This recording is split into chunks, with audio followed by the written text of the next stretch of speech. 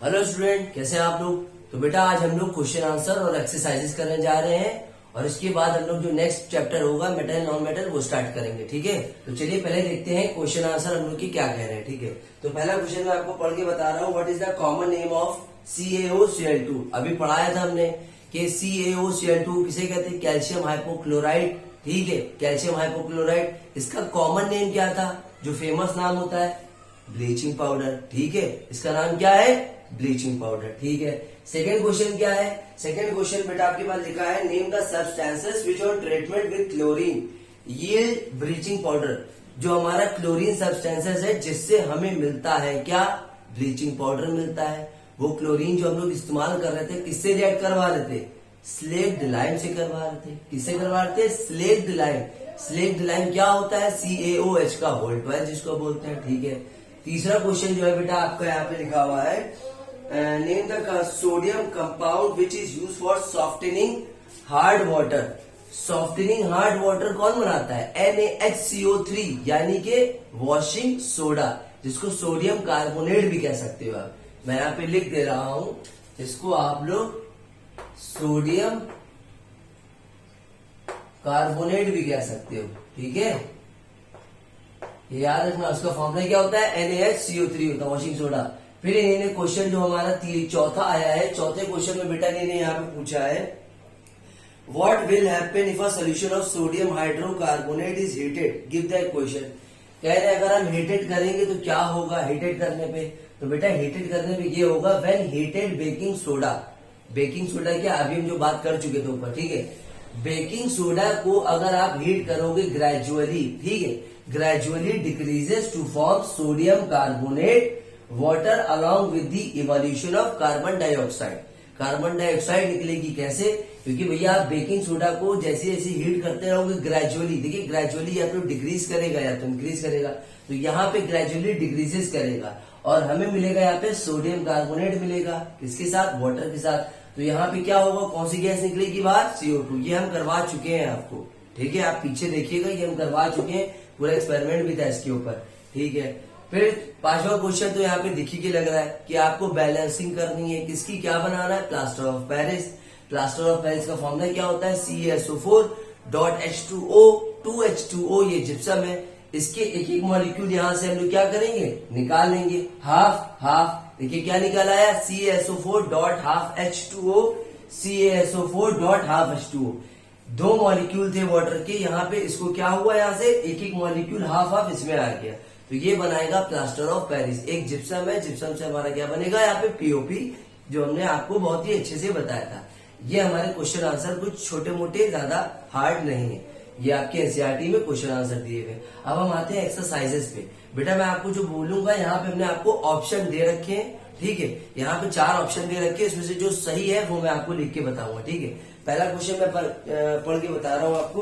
पहले लिखा है solution turn red litmus blue. एक सोल्यूशन है जो टर्न हो रहा है, रेड लिटमस से ब्लू में जा रहा है, यानी कि एसिड से बेस में बदल रहा है। एसिड से बेस में बदलने का मतलब उसका पीएच कितना होगा, पीएच सर होगा उसका कम से कम 7 से ऊपर होगा। तो जो 7 से ऊपर होगा उसका पहले वाले का ऑप्शन है डी है, और डी वाले का कितना दिया, 10 दिया हुआ है। ठीक है, चलिए डी हो गया। फिर दूसरा क्वेश्चन क्या है बेटा, दूसरा क्वेश्चन है बेटा a solution react with crushed egg shell to give a gas that turn lime water milky, the solution is, कौन सा होगा हमारा, HCl। और HCl कौन सा ऑप्शन है, बी। ठीक है, बी पे टिक लगाइएगा। ठीक है, फिर तीसरा क्वेश्चन है 10 ml of a solution NaOH is found to be completely neutralized by 8 ml of a given solution of HCl. If we take 20 ml of same solution of NaOH, the amount HCl solution of the same solution as before required to neutralize it will be, अरे कितना होगा यहाँ पे, यहाँ पे कितना होगा, यहाँ पे ऑप्शन है बेटा डी है। डी कितना है, डी है आपके पास 16 ml है। ठीक है, कितना है, 16 ml है। ये एक्टिविटी भी मैंने बताई थी, पीछे जाके पढ़ना, इसको सही से ध्यान से पढ़ना। तो इसका 16 ml है। ठीक है, अब हम स्टार्ट करते हैं अपना पांचवा क्वेश्चन। पांचवा क्वेश्चन कौन सा है, सॉरी चौथा क्वेश्चन जो है हमारा, which one of the following types of medicine use for treating indigestion. Indigestion में कौन सी यूज करते हैं, एंटा एसिड यूज करते हैं। एंटा एसिड में कौन कौन सी होती है, बेकिंग सोडा भी आता है, एंटा एसिड भी आता है। तो उसका ऑप्शन कौन कौन सा है, सी वाला है। सी वाला है एंटा एसिड्स है, ठीक है। चलिए अब हम आते हैं अपने पांचवें क्वेश्चन की तरफ है। पांचवें क्वेश्चन में क्या है हमारे पास बेटा, यहाँ पे पांचवें क्वेश्चन में कह रहा है कि आपको बैलेंस करना है। आपको क्या करना है, बैलेंस करना है। क्या बैलेंस करना है, जिंक दिया है और आपके पास डाइल्यूट सल्फ्यूरिक एसिड है।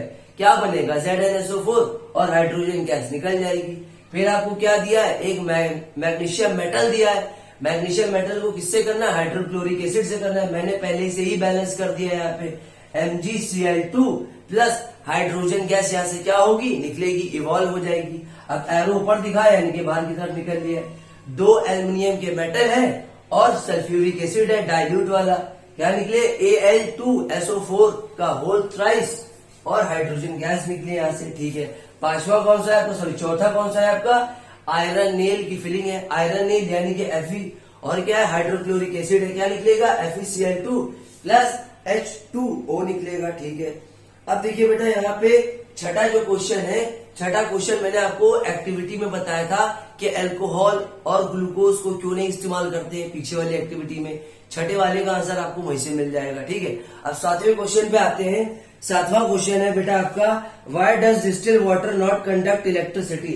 डिस्टिल वाटर बेटा कंडक्ट क्यों नहीं करता इलेक्ट्रिसिटी, ये बताइए, इन्होंने पूछा है। लेकिन रेन वाटर कर लेता है। रेन वाटर क्यों करता है, डिस्टिल वाटर क्यों नहीं करता है बेटा। डिस्टिल वाटर, आंसर देखिएगा क्या लिखा है, distil water is pure form of water which does not contain any solute in it, therefore it cannot conduct electricity because it does not contain iron, while rain water contain dissolved salt and acid which dissociate into ions and conduct electricity। बेटा rain water जो होता है ऊपर से गिरता है, ठीक है। जो रेन वाटर होता है उसमें क्या क्या होता है, हमारे पास रेन वाटर में बेटा सॉल्ट भी होता है, ठीक है।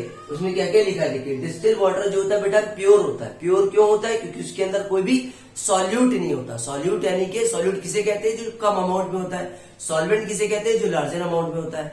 जो सॉल्वेंट होता है उसे लिक्विड कहते हैं। जो सॉल्यूट होता है कोई भी सॉलिड चीज में होगा। तो यानी कि डिस्टिल वाटर जो होता है हमारा प्योर फॉर्म में होता है, उसके अंदर कोई भी तरीके के सॉल्यूट नहीं होते, यानी कि कोई भी सॉल्यूट का पार्टिकल, सॉरी सॉलिड का पार्टिकल नहीं होता है, सिर्फ लिक्विड लिक्विड होता है। उसके अंदर कोई भी सॉल्यूट, सॉलिड यानी कि सॉलिड सॉल्यूट कोई सा नहीं होता है, जिस वजह से उसके अंदर इलेक्ट्रिसिटी फ्लो नहीं करती है। लेकिन रेन वाटर जो होता है उसके अंदर इसलिए होता है क्योंकि उसके अंदर कंटेन होता है हमारा क्या, सॉल्ट भी होता है और एसिड भी होता है, जिस कारण उसके अंदर आयंस होंगे। और जहां आयंस होंगे पॉजिटिव निगेटिव, वहां इलेक्ट्रिसिटी कंडक्ट करेगी, ठीक है। 7 क्वेश्चन के बाद बेटा आते हैं हम लोग कौन सा, 8वां question, why do acid not show acidic behaviour in the absence of water. बहुत आसान है, देखिए क्या लिखा है यहाँ पे, the acid behaviour of the acid is due to the presence of H+ ions. The acid will not show it acidic behaviour in the absence of water because acid do not dissociate H+ aqueous ions in the absence of water। ये कह रहे हैं बेटा आपसे कि जो acidic behaviour होता है हमारा उसमें H+ आयंस प्रेजेंस होता है, ठीक है। देखिए H+ आयंस प्रेजेंट है। The acid will not show acidic behaviour in the absence. अगर भैया एसिड का एसिडिक बिहेवियर ही नहीं होगा, एसिड का एसिडिक बिहेवियर ही नहीं होगा जो H+ देता है, तो कैसे करेगा। तो देखिए क्या लिखा है, acid will not show if acidic behaviour in the absence of water. Water के अंदर अगर एब्सेंस होगा तो भैया एसिड डिसोशिएट ही नहीं करेगा, एसिड घुलेगा नहीं, मिलेगा नहीं, डिसोशिएट ही नहीं होगा। जब डिसोशिएट ही नहीं होगा H+ एक्वस आयंस में इन द एब्सेंस ऑफ वाटर, और एब्सेंस की वजह से क्या होगा, एब्सेंस की वजह से क्या होगा, उसके अंदर नहीं करेगा, उसके अंदर शो ही नहीं कर रहा है। जब शो ही नहीं करेगा तो उसमें क्या होगा, वो एसिडिक प्रॉपर्टी शो नहीं करेगी। बस एक ही क्वेश्चन को उल्टा सीधा घुमा के एक ही आंसर भी दे रहे हैं, खुद ही क्वेश्चन भी कर रहे हैं, खुद ही आंसर भी कर रहे हैं, ठीक है। इसको नोट करिए, फिर आगे हम बताते हैं इसके आगे क्वेश्चन आंसर। अब देखिए बच्चों, आपका जो 9वां क्वेश्चन है 9th वाला, उसमें कह रहे हैं आपके पास 5 तरीके के सॉल्यूशन है जिसको दिया है नाम ABCD, ठीक है। ABCDE 5 सॉल्यूशन है। उन 5 सॉल्यूशन का pH भी आपको दे रखा है। एक का दिया 4, 1, 11, 7, 9। अब आपको क्या बताना है, आपको pH बताना है कि किसका कितना pH होता है। 7 वाला तो मालूम है न्यूट्रल होता है, 7 के ऊपर वाला बेसिक होता है जिसको अल्कलाइन भी बोलते हैं, और 7 के नीचे जो होता है बेटा वो एसिडिक होता है, ठीक है। तो हमने देखा 4 है, तो 4 का मतलब हुआ वीकली एसिडिक, यानी कि नीचे है 7 से, तो वीकली एसिडिक हुआ हमारे पास, ठीक है। अगर 4 से और नीचे होता तो हम कहते हैं और ज्यादा स्ट्रांग है, लेकिन 4 है तो इसलिए वीकली एसिडिक। 1 है तो देखिए अब यहाँ पे स्ट्रांगली एसिडिक कह रहे हैं, ठीक है। 11 है स्ट्रांगली अल्कलाइन, अल्कलाइन का मतलब होता है बेसिक भी होता है, अल्कलाइन को बेस ही कहते हैं, ठीक है। और 1 का आया 7 आया उसको कहेंगे न्यूट्रल, यानी कि ना एसिडिक ना बेस। 1 का 9 आया तो वीकली अल्कलाइन है हमारे पास, वीकली अल्कलाइन है हमारे पास, अल्कलाइन यानी कि बेस, ठीक है। अब क्या करना है, इसमें अरेंज करना है। किसमें अरेंज करना है, इंक्रीजिंग वे में अरेंज करना है। तो देखिए सबसे पहले 11, फिर 9, फिर 7, फिर 4, फिर 1, ऐसे आप अरेंज करके लिख दिएगा, ठीक है। बहुत इजी सा क्वेश्चन है, ठीक है। 5 सॉल्यूशन दिए उन्होंने, 5 सॉल्यूशन को एबीसीडी माना है और सबका पीएच दे रखा है, बस आपको पीएच पे रेटिंग देख के आपको इसको लिख देना है कि कौन एसिडिक है कौन बेसिक है। अब देखिए क्वेश्चन नंबर 10 देखिए बेटा, उसमें लिखा है equal length of magnesium ribbon are taken in a test tube A and B hydrochloric acid is added in test tube A while acidic acid is added to test tube B. Amount and concentration taken for both acid are same. In which test tube will the fizzing occur more vigorously and why? कह रहे हैं कि भैया ये बताइए कि सबसे ज्यादा कौन विग्रसली लिबरेट होगा, निकलेगी गैस, सबसे ज्यादा कौन सा जल्दी निकलेगा लिबरेट होके। एक एसिडिक एसिड है और एक हमारे पास कौन सा HCl है, स्ट्रॉन्ग एसिड है, और एसिडिक एसिड क्या है, वीक एसिड है। टेस्ट ट्यूब है जिसमें इक्वल अमाउंट इक्वल लेंथ में हमने क्या लिए, मैग्नीशियम रिबन लिए, उनको रिएक्ट करवा रहे हैं। तो देखिए यहाँ पे कुछ नहीं है, जो स्ट्रॉन्ग एसिड होगा वो जल्दी से फिजिस करके निकलेगा। फिजिस का मतलब क्या होता है बेटा, आपने देखा होगा जैसे कि एक मान लिए एक कोल्ड ड्रिंक की बोतल होती है, उसको जब आप खोलते हो तो उसमें से कैसी आवाज निकलती है, फिजिस, वैसे इसी को कहते हैं। तो देखिए यहाँ पे लिखा है magnesium metal react with N acid. जब मैग्नीशियम मेटल रिएक्ट करेगा एसिड से, अब वो एसिड कोई भी हो, कौन सा एसिड हो, HCl हो, H2SO4 हो, गिव्स ऑफ हाइड्रोजन गैस, तो हाइड्रोजन गैस देता है। In the reaction in A test tube A fizzes occur more vigorously. Test tube A में जो लिया है, क्योंकि हमने टेस्ट ट्यूब ए में जो एसिड लिया है वो स्ट्रॉन्ग एसिड लिया है। स्ट्रॉन्ग एसिड कौन सा लिया है, HCl लिया है, ठीक है, HCl लिया है, H2SO4 लिया है, एसिटिक एसिड नहीं लिया है। एसिटिक एसिड वीक होता है, इसलिए उसमें आवाज इतनी तेजी से लिबरेट नहीं होती है, फिजिस नहीं होता है। तो यहाँ पे हाइड्रोजन गैस जो निकलेगी रिएक्शन में टेस्ट ट्यूब ए के अंदर, फिजिस अकर मोर विगोरसली, विगोरसली का मतलब तेज आवाज निकलेगी उसके अंदर से, because HCl stronger acid. HCl देखिए हमने क्या कहा था, स्ट्रॉन्गर एसिड है, किसके मुकाबले, एसिटिक एसिड के। Hence liberate hydrogen gas more vigorously which causes fizzing more vigorously. जिस कारण हमारा जो एसिड है HCl है वो स्ट्रॉन्गर है, किसके मुकाबले में, एसिटिक एसिड के मुकाबले में। एसिटिक एसिड कौन सा, CH3COOH, ठीक है, ये वीक एसिड है, और HCl क्या है, स्ट्रॉन्ग एसिड है। इसलिए HCl में ज्यादा तेजी से आवाज निकलेगी इन कंपैरिजन, किसके कंपैरिजन में, एसिडिक एसिड के, ठीक है। अब देखिए बेटा 11वें क्वेश्चन पे आ जाइए। 11वां क्वेश्चन कह रहा है fresh milk has a pH of 6, how do you think the pH will change as it turn into curd, explain your answer. ये कह रहे हैं, तो देखिए यहाँ पे पहले हम पढ़ देते हैं। When milk change into curd the pH value will change. The pH value of milk is 6 since it is acidic in nature. When the milk is converted into curd due to the action of bacteria, lactic acid form which is more acidic in nature, therefore the pH of milk reduced as it turned to curd. ये कह रहे हैं जो हमारा milk का बेटा जो pH होता है वो हमारा चेंज हो जाएगा, किसमें, when the milk change into curd the pH value change, तो हमारी पीएच वैल्यू चेंज हो जाएगी।